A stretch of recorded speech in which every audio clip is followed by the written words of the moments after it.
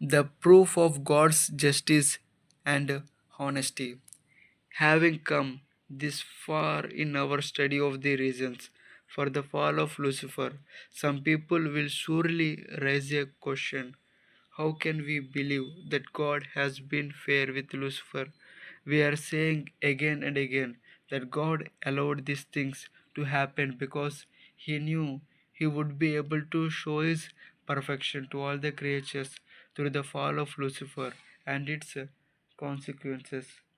If that was the case, is it not probable that God had deliberately caused Lucifer to rebel and become an instrument whereby God could show his glory to all his creatures?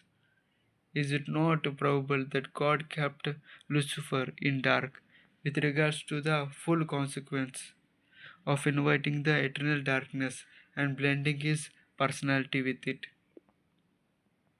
Is it not possible that even Lucifer was a victim of God's cosmic game of getting rid of the problem of that eternal darkness? How could God be totally free of responsibility in an issue of such cosmic importance? This might be the doubt of many honest students of the subject. Some might even say that I am going too far in my imagination to prove that God is not to blame and justify God before his critics. Of course, I agree that I love God with all my heart, and like Elihu of Lord, I can say I get my knowledge from A, for I will ascribe justice to my Maker. As some people blindly hate God, I too love God unconditionally and blindly. I am on God's side, and I need not to be ashamed of it. People are shamelessly supporting gay marriages today. We are living in a generation where gay churches are openly being run, and in some countries they are trying to make laws that prohibit any public criticizing and condemning of gay marriages. We are living in a generation where extramartial relations are commanded as broad minded friendship, and many other things are happening in the society that makes Sodom and Gomorrah appears innocent because they had no Bible. In a generation that commits and comments sin shamelessly, why should I be ashamed to justify God? But he doesn't need my justification. He is just and righteous whether we accept it or not, and it doesn't make any difference to him. We depend on him for our existence and survival. We depend on him for our existence and survival. He doesn't depend on us. He doesn't need my or anybody else's justification. We are just trying to understand what really happened in heaven because it edifies and admonitions and perfects us. The argument that God may have been, at least to some extent, responsible for Lucifer's fall is worth our consideration. It doesn't stand careful scrutiny. Let me tell you a story to prove my point. There was a school where an except master was teaching mathematics to the students.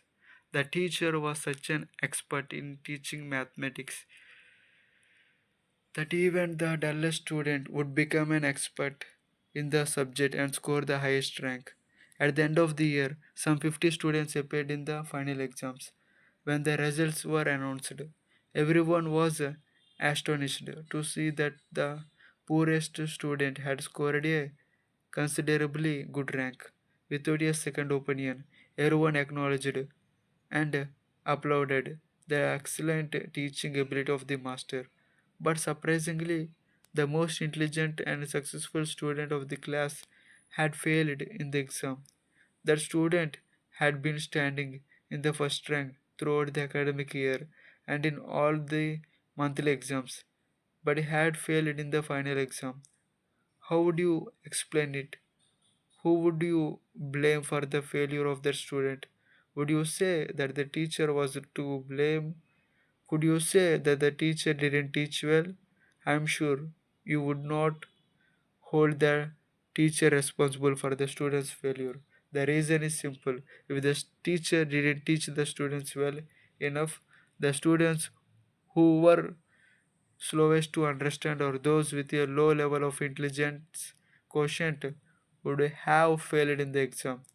The fact that the students with the poorest understanding passed in the exam proves beyond doubt the excellent performance of the teacher.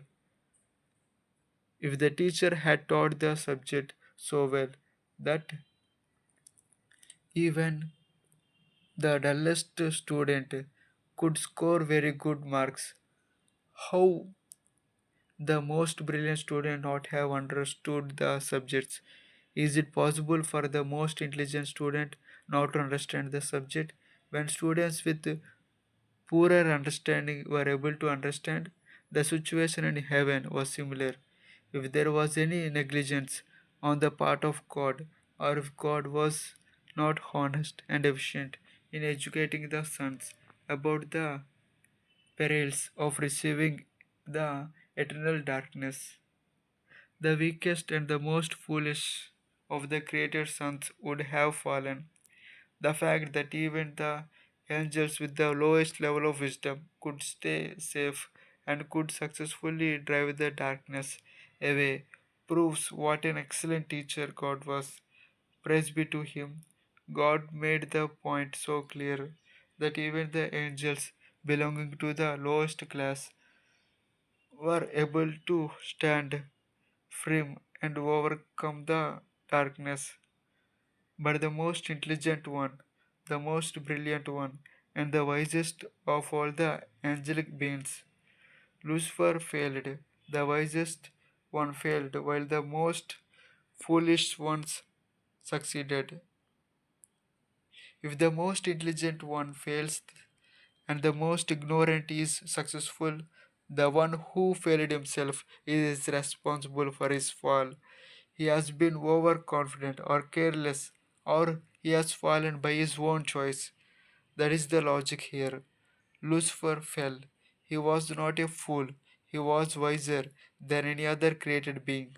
All others were of a lower level of understanding, but those weaker ones could drive the darkness away, and the most powerful, wise, and mighty angel became a dwelling place of the eternal darkness. Who do you think was responsible? Without controversy, the one who failed was responsible. How could an intelligent archangel like Lucifer commit such a foolish mistake of rebelling against the very Creator?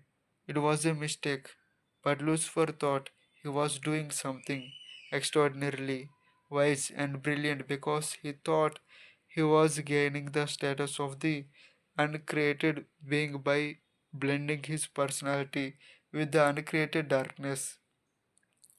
And any intelligent thing done without giving God his rightful place will be ultimately proven to be utterly foolish and disastrous. This is yet another lesson we can learn from the fall of Lucifer.